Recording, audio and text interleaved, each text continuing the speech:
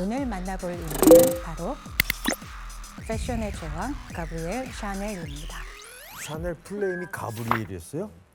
가브리엘 샤넬. 몰랐어요. 너무 부인이시다. 되게 영화 배우 같이 생기시지 않았나요? 네, 19살이 되던 해 마침내 첫 발을 내디딜 기회를 잡게 됩니다. 그간 고아원과 학교에서 배운 기초적인 바느질 기술을 미천으로 작은 도시인 몰랭의 의류 상점에 보조 재봉사로 취직하게 된 겁니다. 샤넬은 바느질 솜씨가 좋았고 그 소문은 금세 주위로 퍼져나갔습니다. 그렇다면 샤넬은 실력을 인정받고 원하는 만큼 돈을 벌었을까요? 아니요, 여자라서 안 됐을 것 같아요.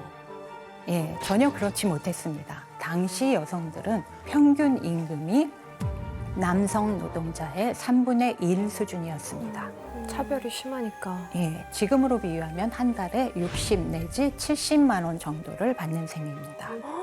말도 안 돼. 너무 최저연금에도 훨씬 못 미치는. 그렇죠. 그러면은 또 사실 그게 또 도시에서 이제 생활할 수 있는 금액 비용은 아니잖아요. 그렇죠. 생활은 어떻게 했어요? 그래서 샤넬은 상점 일을 마치고 주인 몰래 다른 제공 일감을 더 받아서 추가로 일을 했습니다. 낮에는 상점에서 일하고 밤에는 아르바이트까지 했던 겁니다.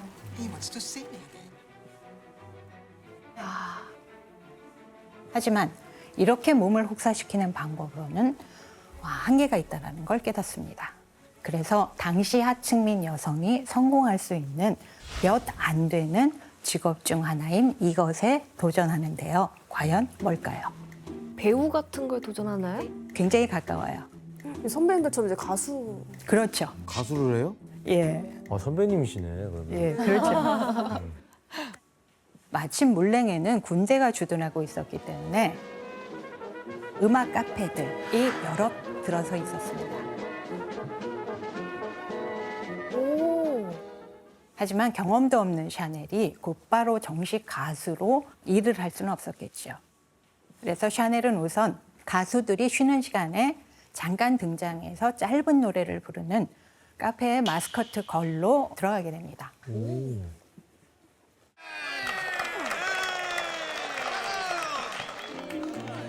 Au coin de la rue des Abbesses, c'était Coco, le petit prince de la rue du débarcadère. Ce Coco m'a mis le cœur à l'envers. Je t'attends tout le temps et demain comme hier. Coco, mon Coco, je t'espère.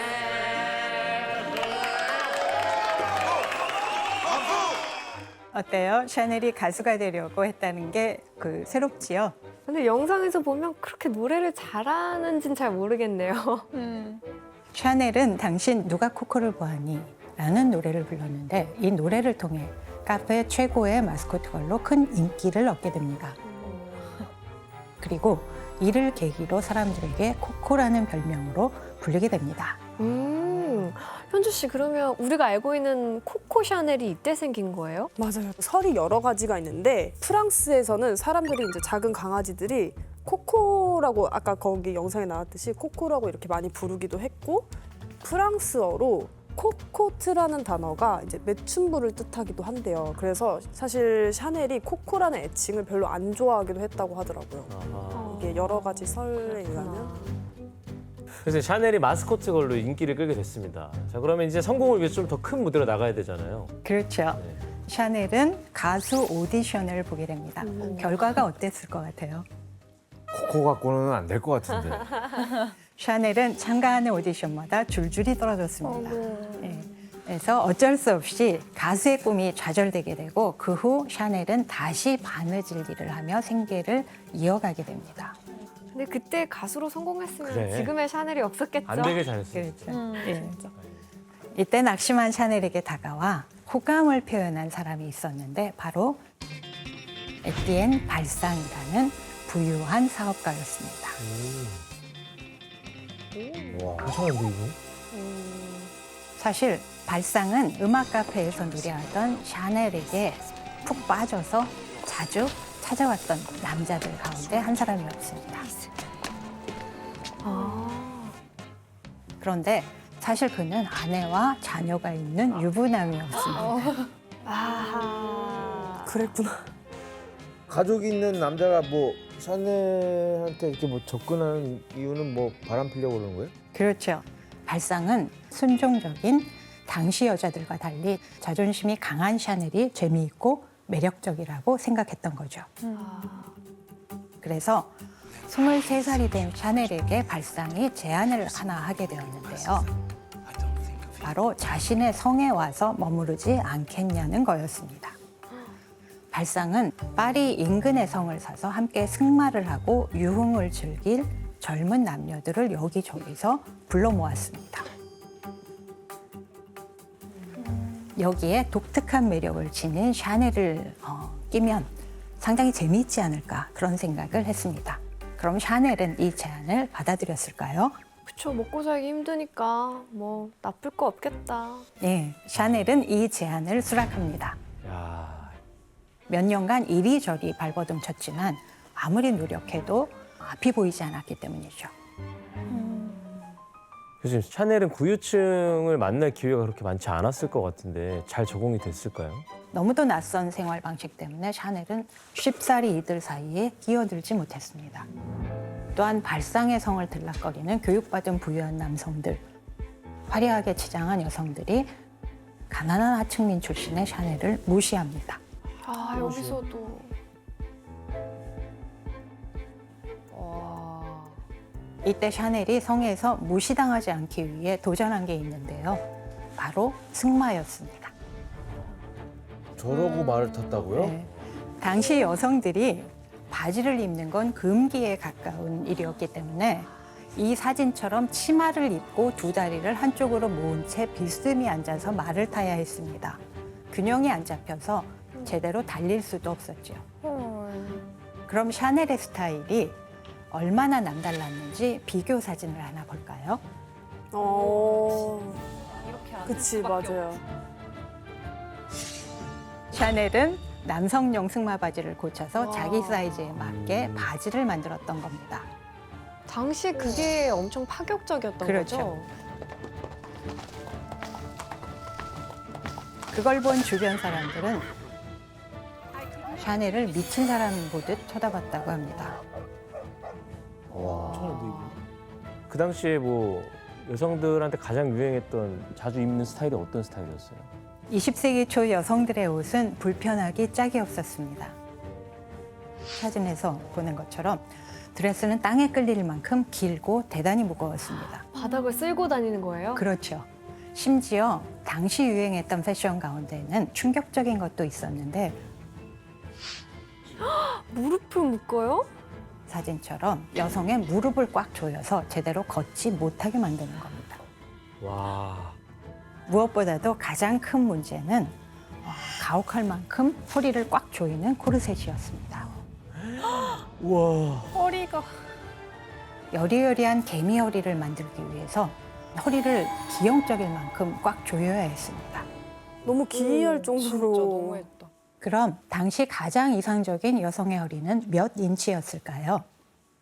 보통 23인치도 진짜 작다고 생각하거든요. 바로 18인치, 약 46cm 정도였습니다. 그럼 어느 정도지? 8인치? 그럼 진짜 작아요. 막. 7, 8살 어린 아이들의 허리 사이즈죠. 어떡해. 너무 비인간적이다. 그렇죠. 심지어 옛날에는 철사나 고래뼈를 이용해서도 코르셋을 만들었다고 하고 아프겠네. 심지어 막 임산부나 어린 아이들한테도 다 입힐 정도였다고 하니까 말이 안 되는 거죠. 정말 저게. 그렇다면 코르셋이 여성의 몸에 어떤 영향을 끼쳤는지 의학 전문지에 실린 그림을 같이 볼까요? 이건 코르셋을 입지 않은 여성의 몸입니다. 여기서 코르셋을 입게 되면 이렇게 됩니다. 다 밑으로 내려가는. 그렇죠. 코르셋이 너무 심하게 몸을 압박해서 장기가 심각하게 변형된 걸 우리가 확인할 수 있습니다. 공간이 없으니까. 근데 현지 씨도 혹시 좀 모델 활동하면서 코르셋 입어보신 적 있어요? 저도 이제 엄청 꽉 맞는 드레스를 입을 때 안에 코르셋을 입고 드레스를 입어본 적이 몇 번 있는데 사실 코르셋을 입을 때 저희가 숨을 다 내뱉던지 하고 꽉 조여야 되거든요. 그러면 호흡이 정말 여기서만 짧게 까딱까딱 왔다 갔다 하는 거예요. 뭐 이렇게 숨이 쉬어서 정말 생명이 기절할 것 같다 이렇게 생각이 들었어요. 교수님 근데 이렇게 코르셋이 너무 당연한 시대에 샤넬은 남성용 바지를 입은 거잖아요. 그렇죠. 바지를 입은 샤넬의 계획은 통했던 것 같아요. 치렁치렁한 드레스를 입은 여자들 가운데 남자처럼 바지를 입고 말을 타는 샤넬은 사람들의 눈길을 끌기에 충분했어요. 진짜 돋보이긴 했겠다. 하지만 샤넬은 이렇게 발상의 성에서 생활하는 동안 시간이 지날수록 심한 굴욕감을 느껴야 했어요. 정식 디너 파티가 열릴 식당 대신 보이지 않는 곳에서 하인들과 식사를 해야 했거든요. 샤넬은 여전히 부유한 사람들 눈에는 촌스러운 하층민이었던 겁니다. 아, 그 안에서도 차별이 있나요? 그렇죠.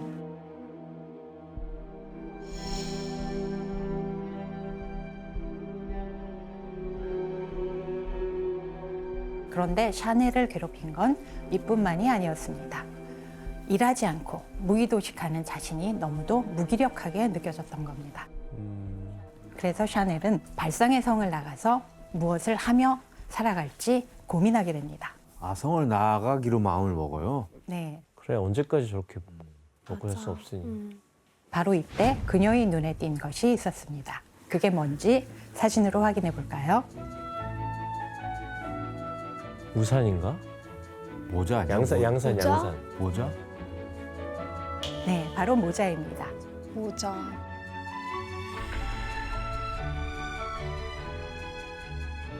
원래 화려한 가발을 쓰던 프랑스에서는 혁명 이후에 가발이 금지되면서 대신 모자를 쓰기 시작했습니다.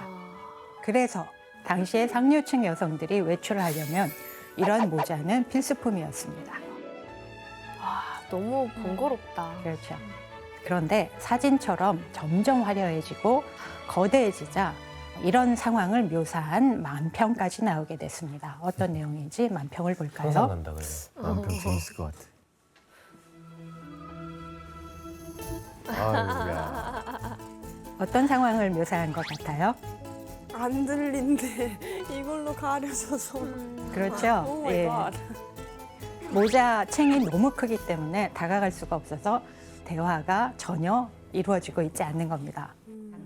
파라솔 같네요. 그렇죠. 테이블로 쓸 수 예. 있을 것 같아. 난 저분이 저 위에다 뭐 오바이트 하는 줄 알았어요. 샤넬은 이런 모자가 너무 무겁고 거추장스럽다고 생각했습니다. 그래서 자신만의 스타일로 모자를 만들기로 하는데 사진을 볼까요? 당시 유행했던 모자와 비교해서 사진 속 샤넬의 모자가 어때 보입니까? 되게 심플해졌어요. 정말 현대적으로 보여요. 실용적으로 보이기도 하고. 예, 샤넬은 이렇게 간편한 모자를 만들어 쓰고 다녔는데 이 모자가 새로운 스타일을 찾던 여성들로부터 인기를 끌게 됩니다. 이렇게 자신의 가능성을 확인한 샤넬은 정식으로 파리에서 모자 상점을 열고 싶었습니다. 그래서 발상에게 가게를 낼 자금을 빌려달라고 도움을 청합니다. 하지만 발상은 코드숨을 치면서 여자가 무슨 상점을 내냐 딱 잘라 거절했습니다. 이대로 성공의 기회를 놓칠 뻔한 위기의 순간 도움을 줄 손길이 등장합니다. 바로 오. 자수성가한 사업가 아서 카펠이라는 사람입니다. 일명 보이라고 불린 사람인데요. 어이요? 보이는 발상의 영국인 친구였습니다. 석탄 사업으로 성공해서 샤넬을 만날 때인 30대 초반에 이미 큰 성공을 거뒀습니다. 아, 발상을 통해서 만난 사람이네요. 그렇죠. 보이는 또한 학문과 예술 등 다양한 분야에 능통한 지적인 남자이자 폴로 선수이기도 했습니다. 그런 보이가 발상의 성에서 샤넬을 만나면서 한눈에 반했던 겁니다. 그럼 샤넬은 보이를 어떻게 생각했을까요? 보이는 잘생기고 비밀스럽고 매혹적이었다. 단순히 잘생긴 것이 아니라 눈이 부셨다. 나는 그의 태연함, 그의 초록색 눈동자를 사모했다. 그는 내가 사랑한 유일한 남자였다. 그는 내게 아버지이자 형제이자 가족 전체와 같았다.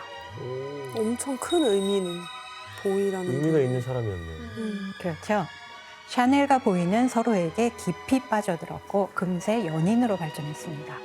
이런 상황에서 샤넬이 가게를 여는데 어려움을 겪자 보이는 샤넬이 은행에서 대출을 받을 수 있도록 보증을 서줬습니다.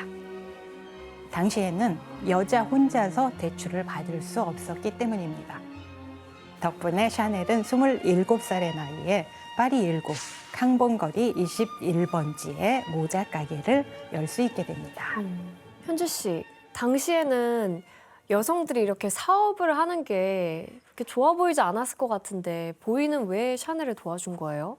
보이는 이제 다방면으로 샤넬의 재능이 엄청 뛰어나다고 생각을 했거든요. 그래서 조금만 도움을 주면 크게 성공할 거라고 항상 믿고 있었고 보이가 가지고 있던 그런 사업의 꿀팁 같은 거를 하나하나 이제 샤넬에게 알려줄 정도였다고 해요. 그래서 2011년에 칼 라거펠트라는 디자이너가 보이백을 출시할 정도로 아주 뜻깊은 보이가 샤넬에 없어서는 안 될 존재라고 보죠. 약간 뮤즈 같은 사람이네요. 뮤즈 그 이상이지 않을까요? 샤넬이라는 것을 일단 브랜드를 존재하게 만들어줬으니까. 일단 보증을 서줬다는 건 예. 엄청난 보증은- 의미예요. 가족도 안 서주는데 요즘 보증을. 이렇게 디자이너로서 샤넬의 첫 번째 도전이었던 모자 가게는 입소문을 타고 상류층 여성들과 여배우들을 단골 손님으로 확보하게 됩니다. 샤넬은 모자 가게로 성공을 하고 나서 다시 새로운 꿈을 꾸게 됩니다. 그건 과연 무엇이었을까요? 좀 옷을 만들려고 하지 않을까요? 자신만의 브랜드를 만들고 싶고. 네, 그렇죠. 샤넬은 여성복 전체를 디자인하는 의상 디자이너로 올라서고 싶었던 겁니다.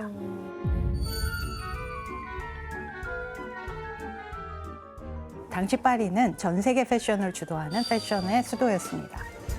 오트쿠트르, 즉 고급 맞춤복을 제작하는 의상실들이 즐비했고 쿠트리에라고 불리는 디자이너들이 패션 트렌드를 주도했습니다. 당시 쿠트리에는 주로 남성들의 영역이었습니다. 이런 파리에서 샤넬은 여자인데다 디자인 교육을 받지도 못했기 때문에 파리의 의상실을 연다는 것 자체는 외면당할 가능성이 매우 큰 도박이었습니다. 게다가 샤넬이 만들고 싶어하는 의상은 당시 유행과 전혀 맞지 않았습니다. 몸을 조이는 불편한 드레스가 아니라 일할 때조차 편안한 그런 스타일을 만들고 싶어 했거든요. 그래서 고민에 빠진 샤넬에게 이번에도 보이가 등장을 합니다. 아, 보이. 예. 또 보증. 네. 보이가 제안한 방식은 이번에는 전통적인 패션의 중심지인 파리가 아니라 다른 도시를 노려보자는 거였습니다. 파리에서 150km 떨어진 휴양지인 도빌이었습니다. 예. 이에 샤넬은 30살이 되던 1913년 보이의 투자를 받습니다. 오, 이제 진짜 투자를 받네. 그래서 이때 그녀는 처음으로 자신의 이름인 가브리엘 샤넬을 가게에 내걸었습니다. 우와, 너무 잘해.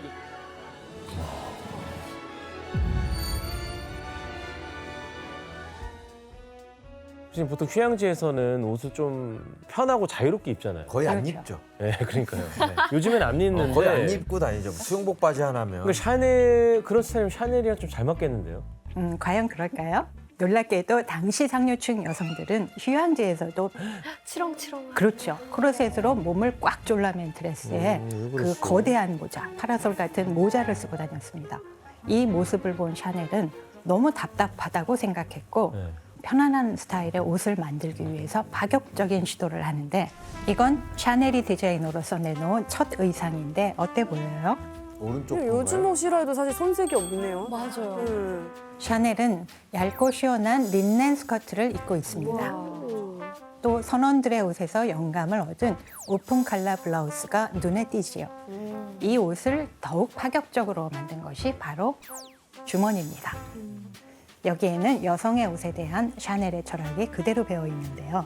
샤넬의 인터뷰로 확인해 볼까요? Difficile dans votre métier. Ah, permettre aux femmes de bouger aisément,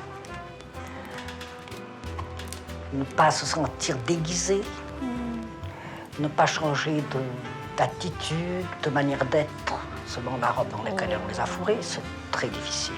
Et le corps humain bouge tout le temps. 샤넬이 생각하는 최고의 럭셔리란 편안함입니다.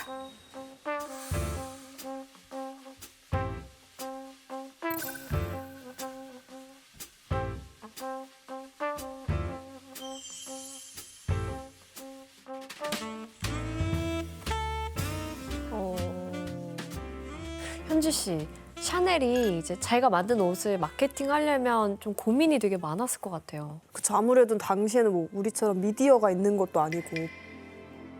그래서 샤넬은 본인이 직접 옷을 입고 해변가 같은데 정말 우아하게 걸어 다닌다던가 막 이런 식으로 해서 사람들에게 이목을 끌면서 홍보를 했다고 하고 있거든요. 본인이 모델이 된 네. 거네요. 그래서 해변에서 무거운 옷을 걸치고 다니는 여성들에게 이런 샤넬의 멋스럽고 편안해 보이는 옷은 어땠겠어요? 좀 신선했을 것 같아요. 저 한번 입어보고 싶다 나도. 그렇죠. 예. 저 옷 어디서 났지? 이렇게 생각할 것 같아요. 그렇죠. 나는 그래서 지금 왜 이러고 있는 거지? 이럴 예, 수도 있고. 그렇죠. 예. 그래서 다들 샤넬에게 어디서 이런 옷을 구했냐고 궁금해하기 시작합니다. 샤넬이 전략이 제대로 먹혔던 거죠. 그래서 주소를 불러줬는데 가니까 그 사람이 앉아 있어. 어서 오세요. 그렇죠. 여성들은 옷을 사기 위해 앞다투어 샤넬의 의상실로 몰려들었습니다. 갔더니 샤넬이 있었던 거죠. 그런데 이듬해 생각지도 못한 위기가 닥치게 됩니다. 1914년 제1차 세계대전이 터지면서 프랑스가 전쟁에 휘말려든 겁니다. 프랑스 정부가 총동원령을 내리자 휴양지였던 도빌은 한순간에 텅 비어버리고 말았습니다. 옷을 살 손님들이 다 떠나버린 상황이 된 거죠. 그렇죠. 전쟁통에 뭐 새 옷을 입진 않으니까. 네. 샤넬은 이때 도빌에서 의상실을 어떻게 할까요? 닫아야죠. 뭐 거기 지금 전쟁 났는데. 열어야죠. 더 열어야죠. 왜요? 군복을 제작하는 거죠. 독일에서요. 더 편하게. 네. 도빌의 호텔과 식당, 다른 의상실 대부분이 전부 문을 닫았습니다. 전쟁이 터졌으니까요. 근데 유일하게 샤넬의 의상실만을 문을 열었습니다. 열었어요? 예. 왜 열었어요? 다 닫는데. 제가 설명을 해드릴게요. 보이가 사업 천재였기 때문에 조언을 합니다. 상황을 좀 더 지켜보자. 그런데 놀랍게도 얼마 뒤에 도빌의 상황이 완전히 뒤바뀌게 됩니다. 전쟁으로 파리가 빠르게 위협을 당하면서 파리에 있던 상류층들이 급하게 도빌로 우르르 피난을 온 겁니다. 어떻게 알았겠어 그걸. 그리고 이때 급히 오느라 옷을 챙기지 못한 사교계 여성들이 어디로 달려갈까요? 문연 매장, 샤넬 매장. 그렇죠. 그래서 바로 유일하게 문을 열고 있던 샤넬의 의상실로 달려갑니다. 와, 이게 진짜 타이밍도 좋아야 돼. 파리 사교계의 멋쟁이들은 닥치는 대로 옷을 사갖고 머리부터 발끝까지 샤넬이 디자인한 옷을 입고 다니게 됩니다. 샤넬은 이 기회를 놓치지 않고 전쟁이 한창인 1915년 프랑스의 또 다른 휴양지에 새로운 매장을 열게 됩니다.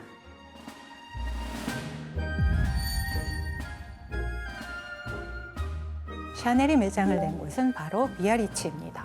비아리츠는 굉장히 화려한 휴양 도시인데 당시엔 스페인이 중립국이었기 때문에 전쟁의 영향에서 다소 벗어나 있었습니다. 그래서 전쟁을 피해서 온 유럽의 귀족들이 이곳에 모여듭니다. 와. 샤넬은 이번에도 보이의 투자를 받아서 아주 고급스러운 별장을 빌립니다. 그리고 물 들어올 때 노젓자 이런 느낌으로 전쟁 중에 수백 벌의 옷을 디자인을 합니다. 우와. 근데 교수님 이게 도빌에서는 그러니까 위험해져서 사람들이 몰려 운 좋게 잘 됐잖아요. 잘 된다는 보장이 없는데 전쟁 중에 좀 무례하는 거 아닙니까? 그럴 수도 있죠. 그런데 바로 여기서 샤넬의 사업가로서의 수완이 빛나게 됩니다. 샤넬은 옷을 팔기 위해 두 가지 전략을 썼습니다. 첫 번째 전략은 바로 럭셔리 전략입니다. 샤넬은 도빌에서의 경험을 통해서 전쟁과 관계없이 상류층은 항상 현금이 많다는 걸 알았습니다.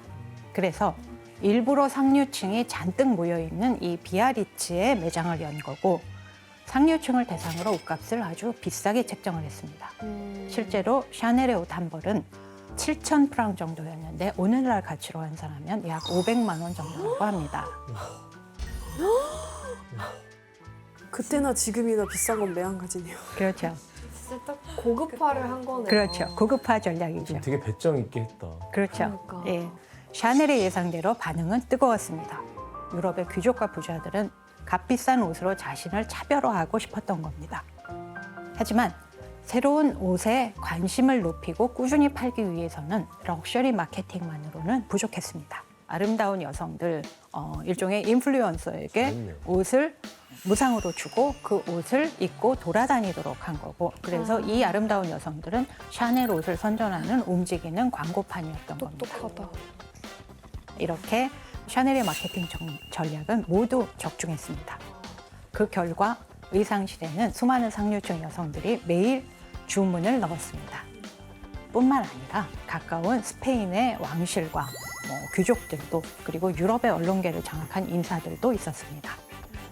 이렇게 비아리츠에서 성공을 거두면서 샤넬이 고용한 직원들은 어느새 300명으로 크게 늘어났습니다. 슐로에 씨, 이때 샤넬의 옷이 얼마나 인기가 많았어요? 그때 이제 얼마나 인기가 많았냐면 그 패션 잡지 하퍼스 바자에서 성류층 여성 사이에서 샤넬 의상을 최소한 한 벌이라도 없으면은 그럼 이제 유행에 뒤처지고 있다라는 말을 할 정도였대요. 그래서 이렇게 샤넬이 정말 돈을 많이 벌게 됐대요. 그래서 그 돈으로 그 당시에 임대하고 있었던 건물 전체를 다 샀다고 하더라고요. 네. 대박이다. 플렉스네요. 대단한 여성이네. 멋진 여성이다. 그 당시에 여성이 저만큼의 자리를 그렇죠. 잡았다는 것 자체가. 맞아요. 그렇죠. 뭔가 딱 커리어 우먼의 시초 같아요. 그렇죠. 샤넬은 기세를 몰아서 이제는 콧대 높은 파리 패션계에도 통할 만한 새로운 히트 아이템을 고안하게 됩니다. 준비가 됐네. 샤넬의 목표는 편안함과 활동성을 극대화하면서도 우아한 여성 정장을 만드는 거였습니다. 그래서 여기에 적합한 원단을 찾기 위해서 노력했는데 과연 뭘까요? 바로 저지 원단입니다. 그 운동복에 쓰는 저지요? 그렇죠. 예, 운동복에 쓰는 저지입니다. 와. 당시 저지는 주로 남성들의 잠옷이나 속옷으로 쓰는 아주 그 편안하고 보잘것없는 원단이었습니다. 하지만 이게 가볍고 튼튼한 데다가 신축성이 뛰어났던 거죠. 그래서 원단 구매를 두고 당시 샤넬과 회사 사장이 나눈 대화를 혜성 씨와 지원 씨가 서로 읽어주시겠어요? 저는 저지 원단으로 드레스를 만든 겁니다. 저한테 남아있는 원단을 몽땅 파세요. 이건 국임이 가는 천이에요. 이걸로는 절대 여자 옷을 만들지 못할 겁니다. 제발 내 말 좀 믿으세요. 그런데 샤넬은 사장의 말에도 의견을 굽히지 않았습니다. 예, 저지가 자신의 패션 철학에 딱 맞는 원단이라고 믿었고 확신한 대로 밀어붙였습니다. 샤넬은 상식을 깨고 새로운 패션을 내놓는데 함께 확인해 볼까요? 진짜 궁금하다. 저게 저지 원단이에요? 예, 어떻게 저렇게 저렇게 될 수 있나? 커튼처럼 저런 그러니까요. 그게 나오지? 신기하다. 이 옷은 당시 여성복과는 비교할 수 없이 활동적이었습니다. 입고 운동을 해도 될 정도였습니다. 근데 샤넬의 주요 고객들 자체가 보유층이잖아요. 그렇죠. 근데 이렇게 싸구려 원단으로 제작된 옷을 선호할까요? 그렇죠. 그래서 초기에는 반발도 있고 이걸 좀 싫어하는 사람도 많았지만 아이러니하게도 1차 세계대전이 샤넬의 저지 드레스에 날개를 달아줍니다. 전쟁 중에 남성들이 전선으로 몰려가면서 유럽 역사를 통틀어 처음으로 상류층과 중류층 계급의 여성들이 일터로 나가게 된 역사적인 시대가 열리게 된 겁니다. 그때 당시에 여성들이 간호사나 사무직이나 트럭 운전 이제 하시는 분들이 있었는데 다양한 일터에 되게 투입이 많이 됐어요. 근데 이제 무겁고 화려한 옷을 입고 일을 하려니까 너무 불편했는데 이제 저지 드레스는 가볍고 활동적이어서 그걸 입고 조금 더 편하게 일을 할 수 있었던 것 같아요. 조지 드레스 진짜. 그러니까 샤넬이 시대를 읽어낸 눈이 있었던 거예요. 그렇죠. 이런 사회 변화 속에 패션을 통해서 여성들에게 새로운 시대상을 부여할 필요가 있는 거고 샤넬이 그것에 성공을 했습니다. 와. 그럼 당시 성공을 묘사한 기사를 확인해 보겠습니다. 캐주얼한 저지 정장이 우아한 스타일을 대체하다. 샤넬을 따르는 수많은 사람들을 통해 패션계에서 샤넬의 영향력이 보이고 느껴진다. 와.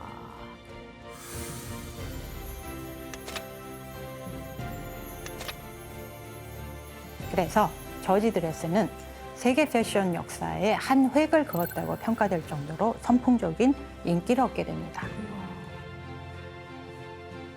이렇게 의상 디자이너로서 첫 업적을 이루게 된 샤넬은 돈을 벌자 이것부터 하는데 과연 무엇일까요? 바로 매장을 열기 위해 연인인 보이가 빌려줬던 돈을 원금에 이자까지 쳐서 계좌로 입금한 겁니다. 와, 다 갚아요? 예, 다 갚아요. 우와. 완전하게 갚습니다. 정말 멋있다. 진짜 많이 보셨네요. 이렇게 1차 세계대전이 끝난 1918년 샤넬은 35살의 나이에 당당히 자립에 성공합니다. 그리고 새롭게 얻은 명성을 등에 업고 파리 패션의 중심지 캉봉가 31번지에 자신의 의상실을 열게 됩니다. 와. 성공했네요, 정말. 그렇죠? 하지만 1919년 12월 샤넬의 인생을 뒤흔들어 놓았던 엄청난 사건이 닥칩니다. 보이가 예, 맞아요. 보이가 갑작스러운 자동차 사고로 세상을 떠납니다. 아이고. 한밤중에 사고 소식을 들은 샤넬은 그 즉시 자동차로 19시간을 달려서 사고가 일어난 지역에 도착합니다. 하지만 이미 처참하게 망가진 보이의 시신은 옮겨진 뒤였고 샤넬은 부서진 자동차 잔해를 쓰다듬으면서 몇 시간 동안 흐느껴 울었다고 합니다. 실루엣 씨, 평생 동안 사랑했던 남자가 갑자기 죽어서 너무 충격을 받았겠네요, 샤넬이. 맞아요. 샤넬은 나는 보이를 잃으면서 모든 것을 잃었다라고 하면서 엄청 슬퍼했다고 하더라고요. 그래서 그때 이제 집에서 나가지 않고 집 인테리어를 다 검은색으로 바꾸고 심지어 이제 집의 덧문까지 검은색으로 칠했다고 하더라고요. 너무 안타깝다 근데 이 얘기는. 그렇죠. 10년간의 열정적인 사랑이 충격적인 비극으로 끝난 뒤 샤넬이 어떻게 슬픔을 견딜 수 있었을까요? 일을 더 네. 바쁘게 해야 되지 미친 듯이 않을까요? 일했을 것 같네. 워커홀릭. 예. 그래서 샤넬은 미친 사람처럼 일에 몰두했죠. 아. 그리고 이때 자신의 브랜드를 키우기 위해서 고객층을 더 넓혀야 한다고 생각했습니다. 하지만 걸림돌이 있었죠. 당시 많은 여성이 샤넬을 따라하고 싶어 했지만 샤넬의 옷이 너무 비싸서 아무나 살 수는 없었다는 겁니다.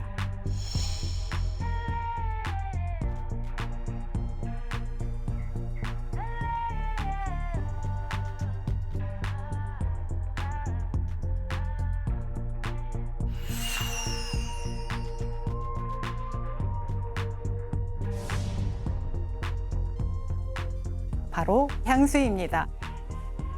오. 넘버 5라는 향수는 왜 이렇게까지 주목을 받은 거예요?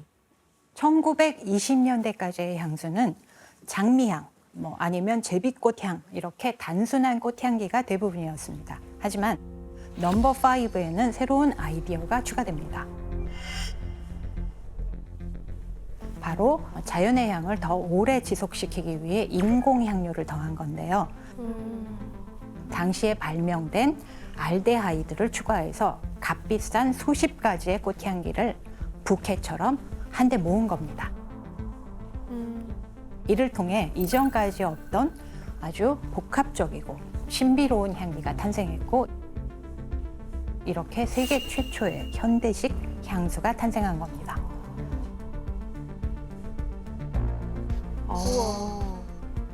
새로운 향수가 탄생하자 샤넬은 특별한 이름을 붙이기로 합니다.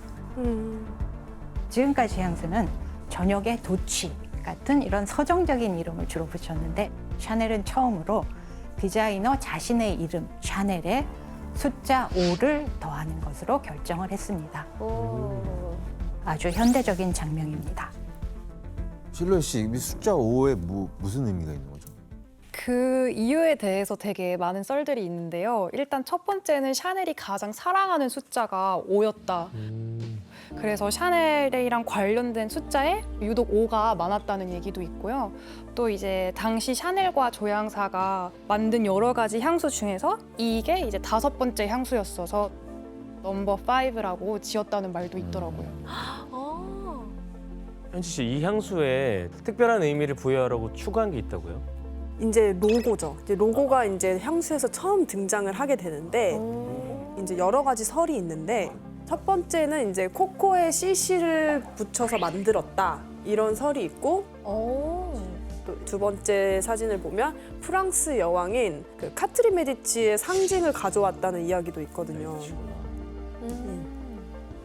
그리고 이때 이 향수를 세계적인 향수의 반열에 올리는데 결정적인 역할을 한 인물이 있습니다. 어?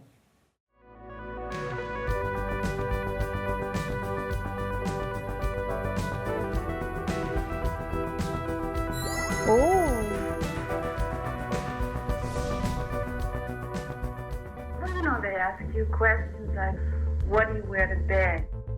So I said, Chanel number 5, because it's the truth. 마릴린 먼로의 한마디는 엄청난 나비 효과를 일으킵니다. 넘버 5의 인기를 견인하게 되죠. 교수님, 근데 샤넬이 갑자기 향수에 관심을 가지게 된 이유가 있나요? 예, 샤넬에게 중요한 영감을 준 인물이 나타나는데 당시 프랑스로 망명한 러시아 황제의 사촌 드미트리 대공입니다.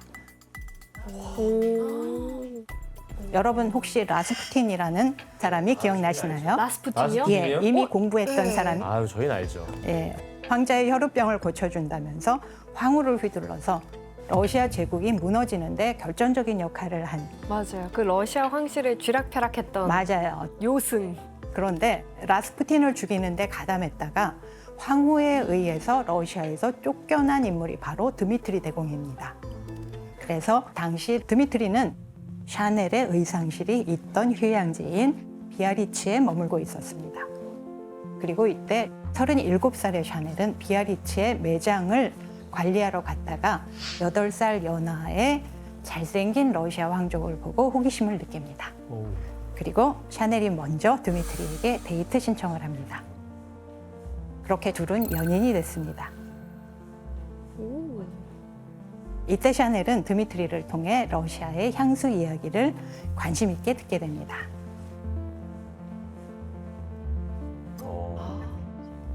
그럼 현지 씨, 드미트리 대공이 샤넬 향수 만드는 직접적인 도움을 준 거네요? 그쵸, 맞죠. 샤넬이 향수를 즐기는 드미트리와 사귀면서 향수 개발에 이제 관심을 가지게 됐고 러시아 출신의 조향사를 소개를 받았다는 그런 이야기도 있어가지고 향수에 있어서는 드미트리가 엄청나게 큰 영향을 끼쳤죠.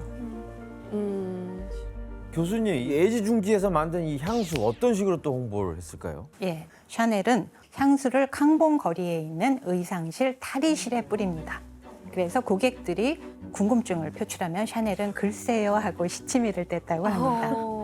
점점 궁금해지는 고객들이 늘어나자 당신에게만 주는 거예요. 이렇게 특별한 선물이에요. 이렇게 몰래 건넸다고 합니다. 똑똑하다. 그래서 샤넬의 향수는 이제 돈이 있어도 구할 수 없는 귀한 물건으로 입소문이 납니다.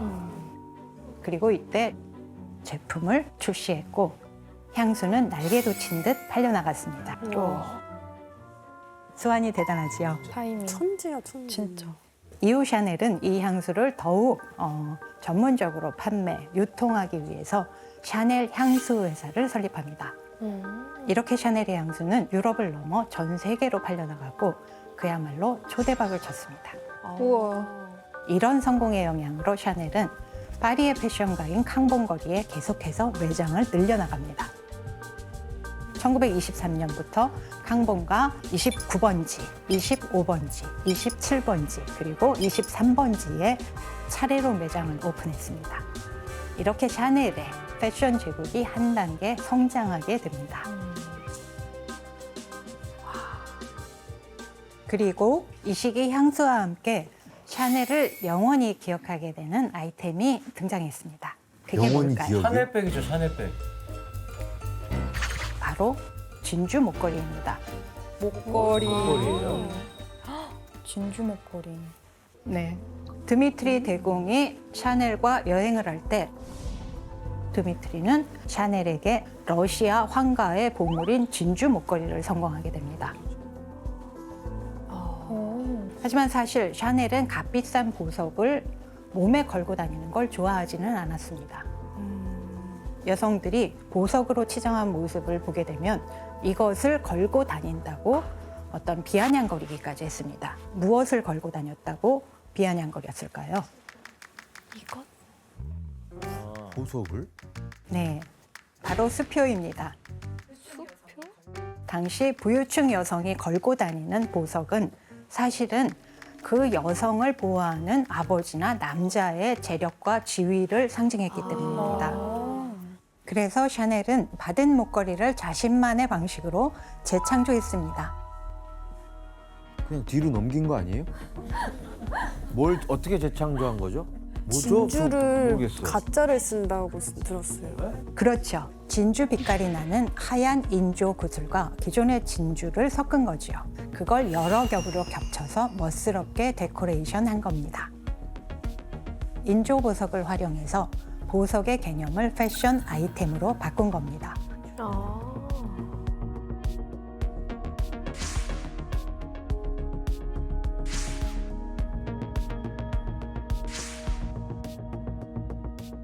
이렇게 이 모조 진주 목걸이는 지금까지도 샤넬의 철학과 패션을 상징하는 중요한 아이템이 됐습니다. 샤넬은 이제 가난한 고아에서 매력적인 여성 사업가이자 승부사로 확고히 자리 잡습니다. 그리고 샤넬은 오랫동안 자신이 고수해왔던 스타일의 결정판을 선보입니다. 오. 바로 우아함과 세련미를 극대화한 리틀 블랙 드레스입니다.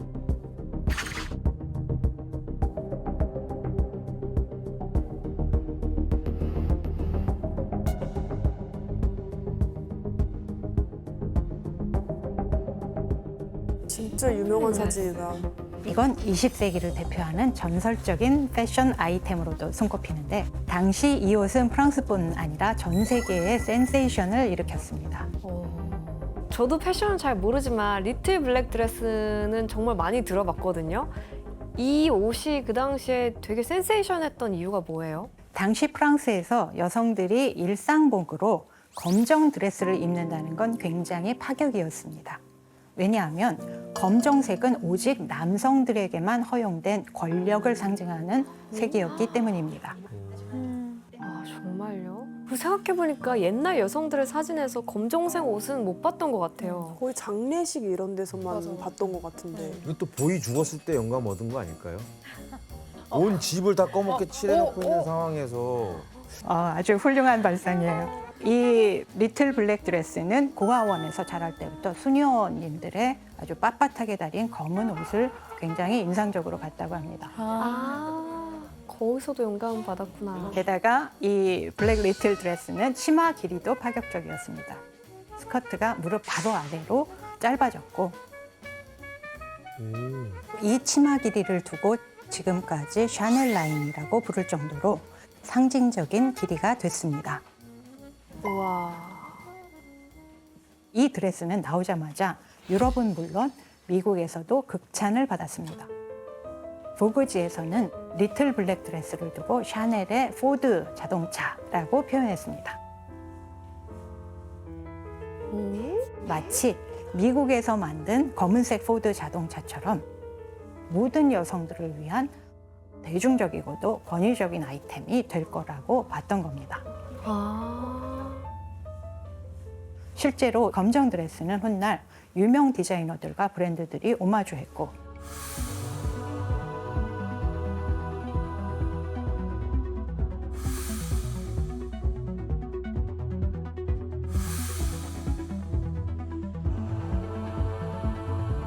오드리 헵번을 비롯한 헐리우드 여배우들이 즐겨 입으면서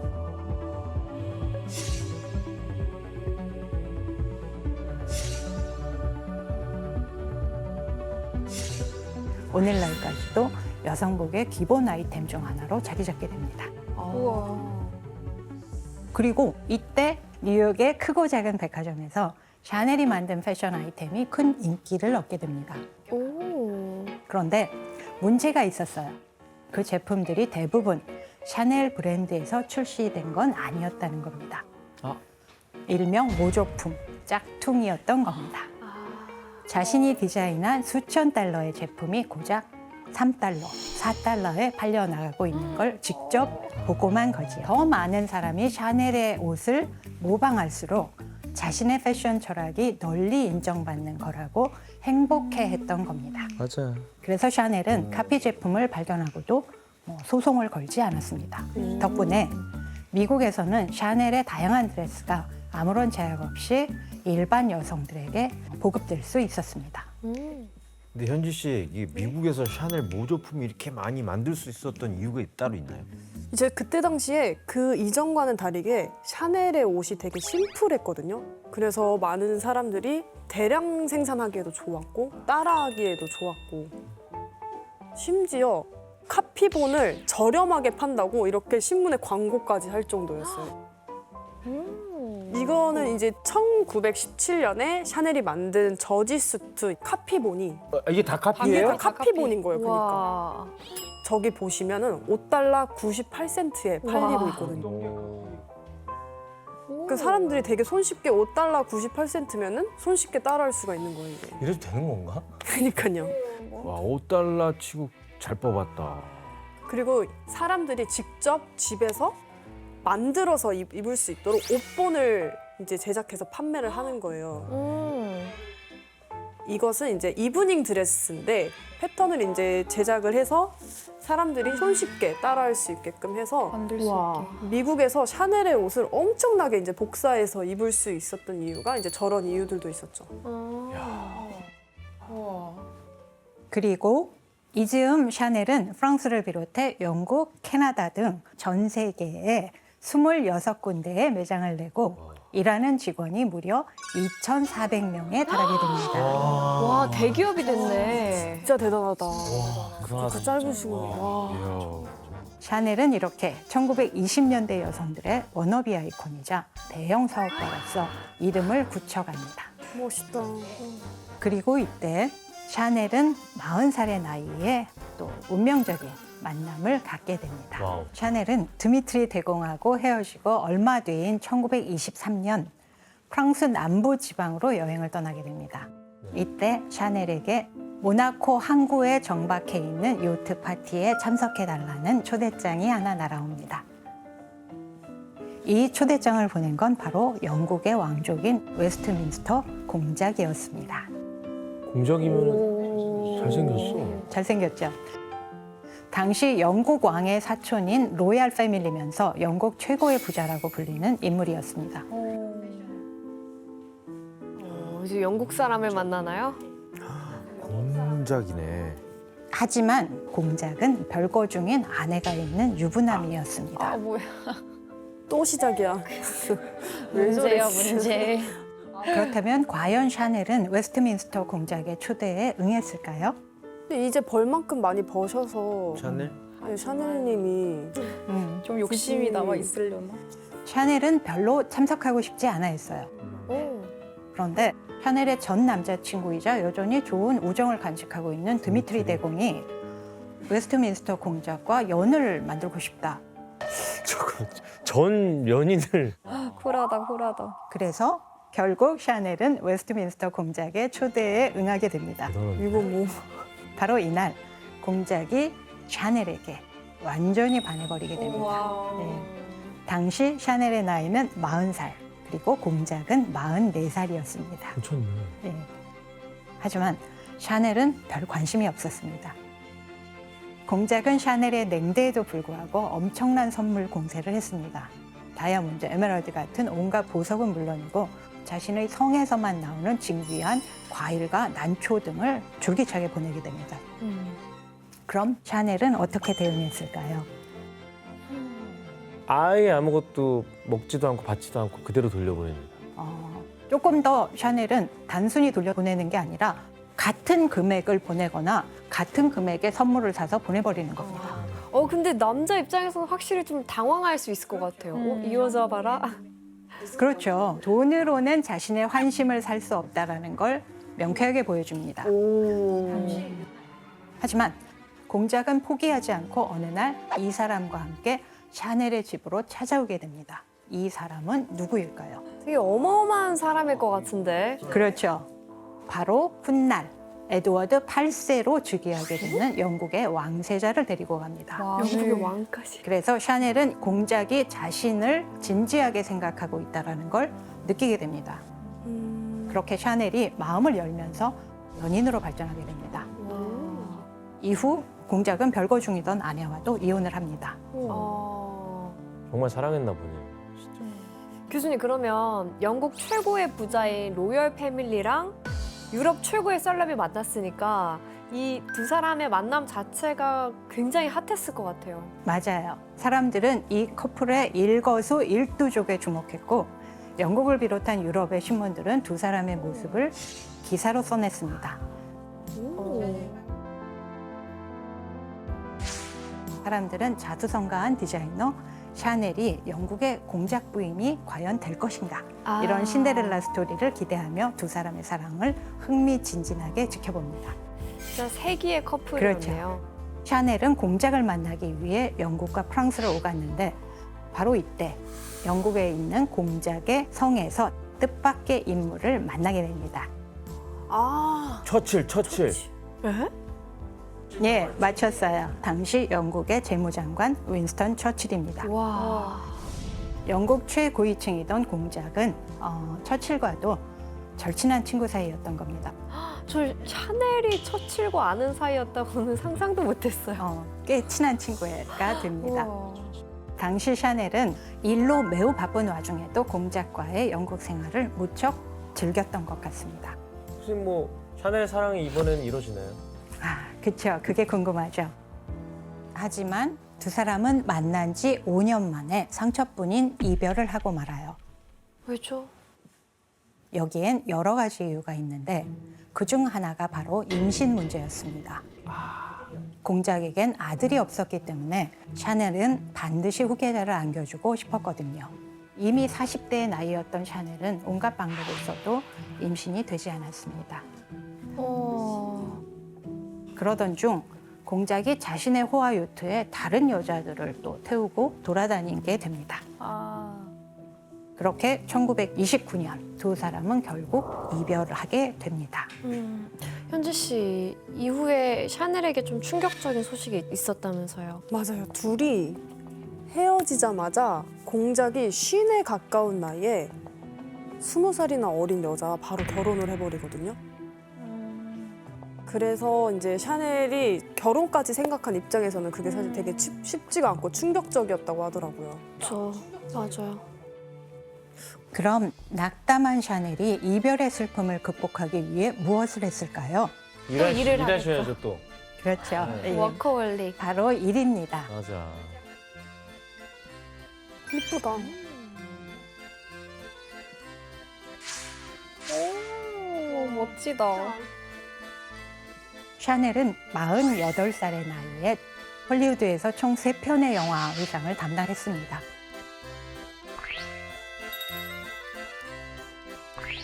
오. 진짜 스타일이 다 다양하네요. 그리고 1930년대 중반 샤넬은 직원 4,000명을 거느리고 한 해에 고가의 의상 2만 8천 벌 이상을 생산하는 광대한 패션 제국을 건설하기에 이릅니다. 더 늘었어. 4,000명의 그야말로 그냥 샤넬 왕국이네. 너무 대단하다. 그런데 승승장구하던 샤넬의 사업에는 큰 위기가 닥치게 됩니다. 곧이어 샤넬의 경력과 명성을 완전히 무너뜨리게 되는 일대 사건이 일어나게 됩니다.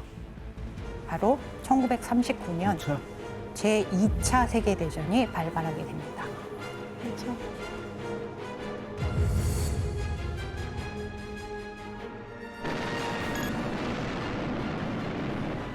독일의 히틀러가 일으킨 전장에 전 유럽이 휩쓸릴 테니 샤넬은 파리에 있는 의상실의 문을 모두 닫습니다. 그리고 캉봉가 31번지만 문을 열고 향수와 일부 액세서리만 판매하게 됩니다.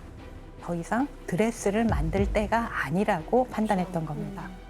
얼마 뒤 히틀러는 나치 군대를 이끌고 프랑스 파리까지 쳐들어옵니다. 프랑스는 결국 수도 파리가 점령되는 수모를 겪고 말았습니다. 그리고 파리에선 대탈출이 일어났는데 샤넬도 이때 짐을 싸서 지방에 있는 조카의 집으로 향했습니다. 죽은 언니가 남긴 조카로 샤넬이 30년간 자식처럼 각별하게 돌봐주고 있었지요. 독일 수용소에 포로로 잡혀갔다는 소식을 듣고 굉장히 당황했습니다. 심지어 그 조카는 결핵에 걸려서 위독하다는 이야기까지 들었습니다. 샤넬은 다시 짐을 챙겨서 파리로 돌아옵니다. 무슨 수를 써서라도 조카를 빼내고 싶었습니다. 그리고 이때 사방으로 조카의 소식을 알아보던 샤넬은 파리 사교계의 마당발로 알려진 한 인물을 만나게 됩니다. 바로 파리를 점령한 독일 대사관의 외교관인 딩클라게입니다. 딩클라게. 남자가 또 나타났어, 등장. 네, 또 나타났습니다. 딩클라게는 워낙 가볍게 여러 여자들을 추근대고 다녀서 모두가 그를 스파츠, 다시 말해서 참새라는 별명으로 불렀습니다. 네. 방앗간 다 들리는 거예요? 예.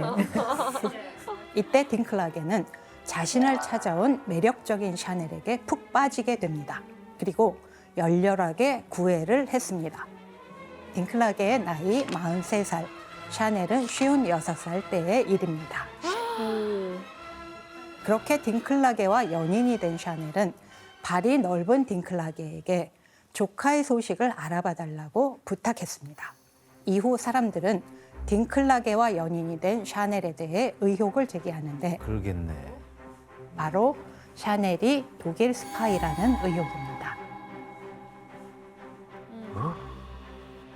2016년에 파리에서 작성된 비밀 문서가 공개됐는데 여기에 샤넬의 이름이 등장합니다. 딩클라게는 1935년에 파리에 있는 독일 대사관에 소속되어 있었다. 한 소식통이 샤넬이 1942년에서 43년 동안 딩클라게 남작의 애인이자 정보원이라고 알려왔다.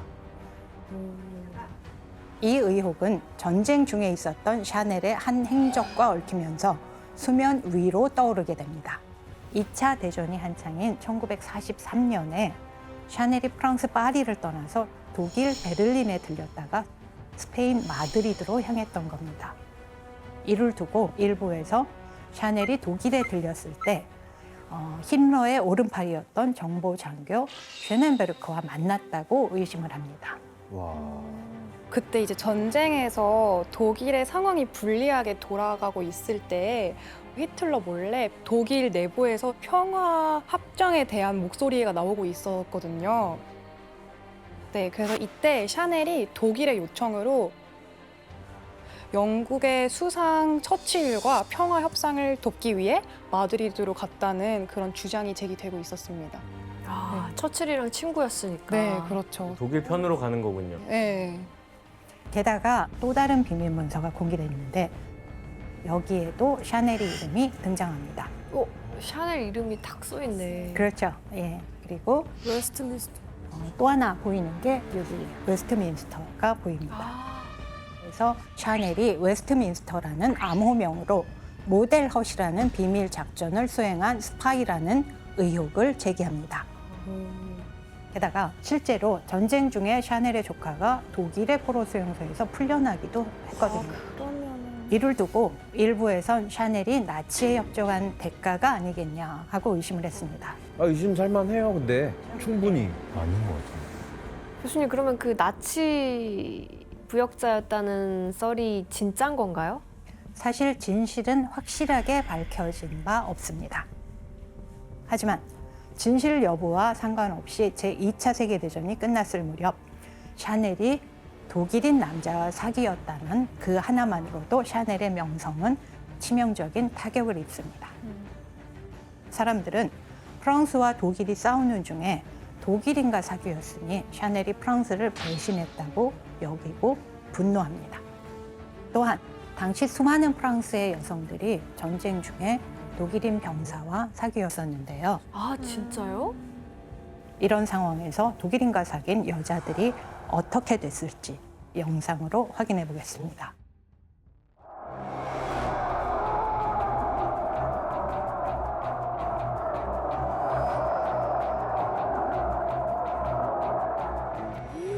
머리를 깎아가는 거야? 와우. 여성들은 조국의 배신자로 낙인 찍혀서 머리를 깎이고 온갖 조롱을 당해야 했습니다. 머리를 깎는구나. 와, 이런 식으로 너무하다. 했는데? 어머 아, 이마에. 나 지금 이거 그래 색이네, 나 지금 이마에. 하늘도 그러면 비슷하게 됐을 것 같은데? 예, 샤넬 역시 숙청위원회에 불려가게 됩니다. 하지만 이례적으로 몇 시간 만에 풀려나게 됩니다. 사람들은 이를 두고 샤넬의 친구인 영국 수상 처칠과 웨스트민스터 공작이 개입했다고 막연히 추측하기도 합니다. 이렇게 1945년 2차 세계대전이 끝난 다음에 샤넬의 이미지는 이미 바닥까지 떨어졌습니다. 결국 샤넬은 비난을 피해서 스위스 로잔으로 날아갑니다. 그 전쟁의 소용돌이 휘말린 거네요. 네. 샤넬은 로잔에서 무려 8년을 보내게 되는데 그동안 자신이 그토록 사랑하고 열정을 바쳤던 패션에서 멀어져 있게 됩니다. 그런데 샤넬이 오랫동안 파리를 떠나 있는 동안 샤넬이 바꿔놓았던 파리의 패션은 180도 완전히 다시 과거로 돌아갑니다. 아이고. 바로 디자이너 디올이 선보인 뉴 룩 패션으로 전후에 큰 주목을 받게 된 건데요. 뉴룩이구나. 다시 허리가 개미 허리가 되고. 레이스가 저거 예쁘긴 어떻게 하다. 돌아다녀?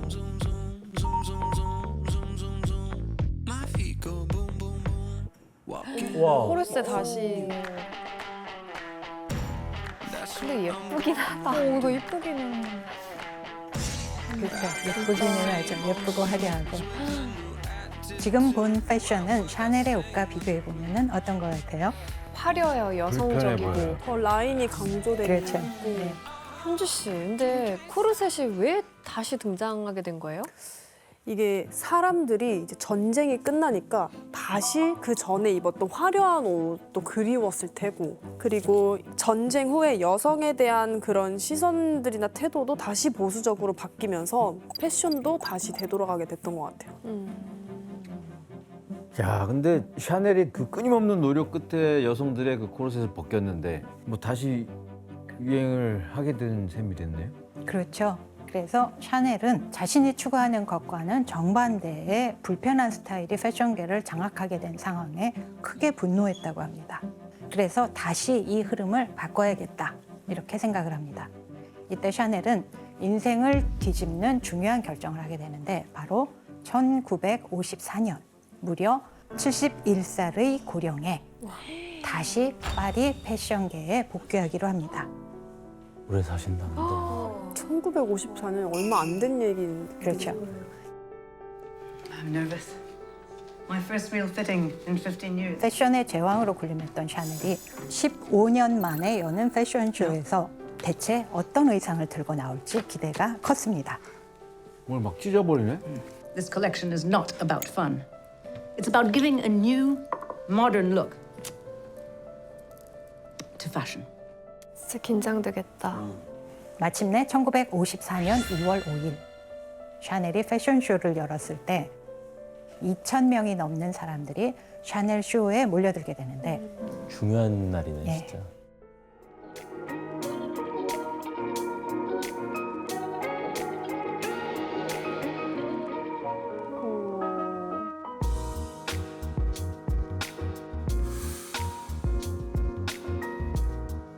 진주 목걸이.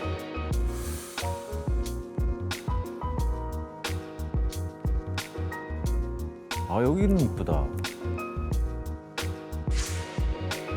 라인이 많지 않다 확실히.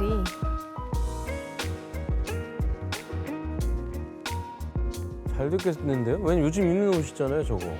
그렇죠. 그런데 프랑스의 언론 반응은 매우 냉담했습니다. 아직 샤넬이 프랑스를 배신했다는 의혹이 남아 있었던 겁니다.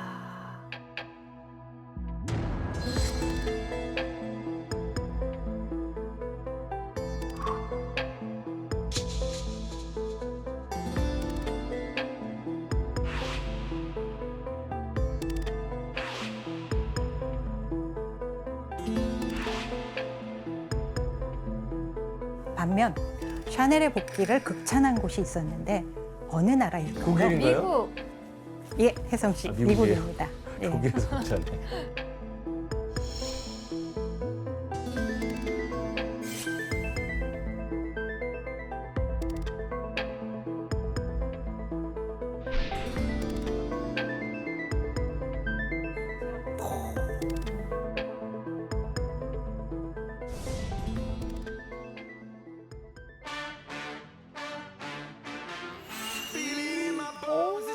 와, 멋지다. 진짜 아이코닉하다.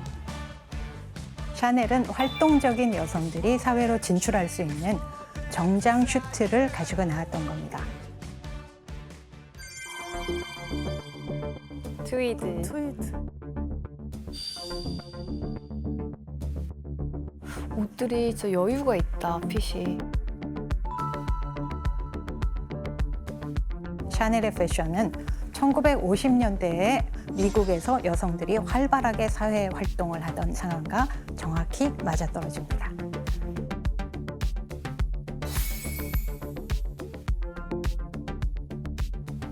실로에 씨, 당시 유명인들도 이 트위드를 많이 입었나요? 네, 맞아요. 엄청 많이 입었는데요. 헐리우드 스타인 그레이스 켈리, 또 엘리자베스 테일러도 물론이고 존 F 케네디 대통령이 암살 당하던 날에 제클린 케네디도 아하. 그 핑크색 옷과 모자도 이제 샤넬 트위드 정장이었다고 합니다. 진짜 많이 입으시네. 복귀하면서 가지고 나온 이 정장에서 샤넬은 여성의 몸을 조이는 요소를 모두 배제합니다.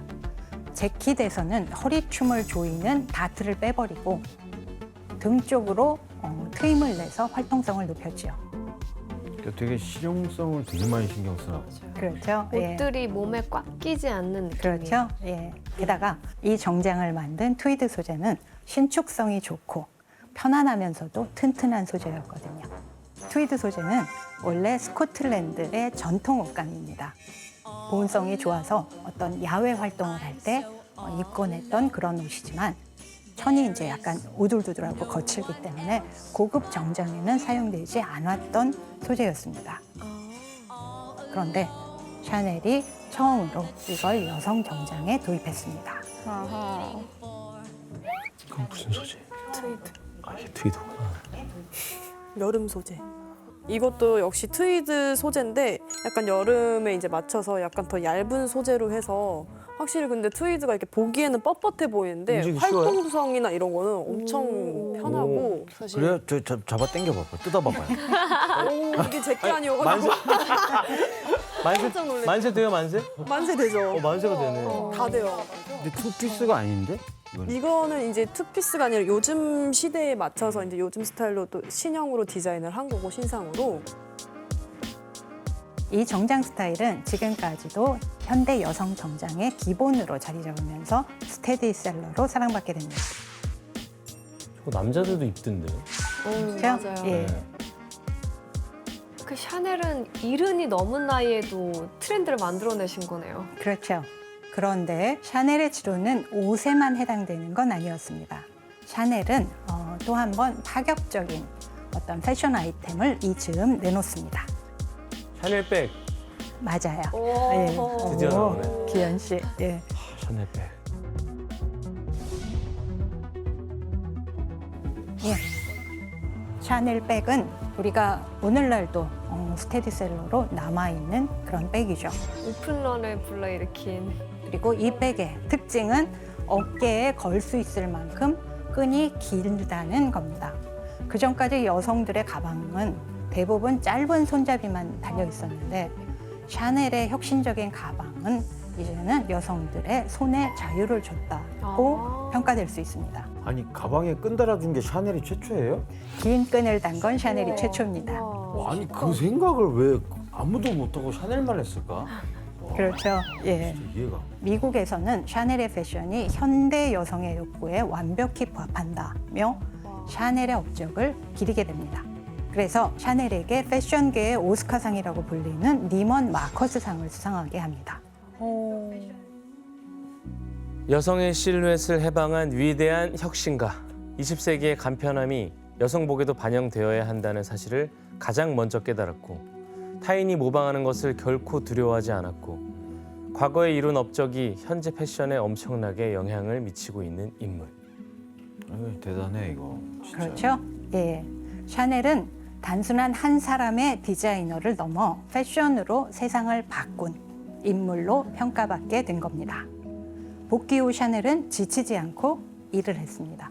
파리 캉봉가 31번지의 작업실에는 가위를 들고 쉬지 않고 몇 시간씩 서 있는 샤넬을 만날 수 있었습니다. 하지만 그런 샤넬이 86세가 되던 1969년 건강에 이상이 생기기 시작했습니다. 뇌졸중이 찾아오면서 오른손 마비가 옵니다. 가장 힘들었던 건 어린 시절 겪었던 몽유병이 다시 돌아온 겁니다. 그래서 침대를 벗어나지 않도록 몸을 꽉 묶고 자야만 했습니다. 아이고. 샤넬이 87세 때인데 정정하신데요, 이제. 말랐어. 예, 많이 말랐죠. 네. 샤넬은 자신이 만든 옷을 차려입고 매일 사람들을 불러 화장도 했습니다. 그러나 1971년 1월 10일 샤넬은 갑자기 고통으로 비명을 지르며 쓰러졌습니다.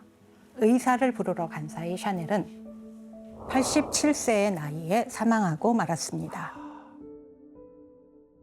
최선을 다해 살아온 패션의 제왕이 이렇게 죽음을 맞게 됩니다.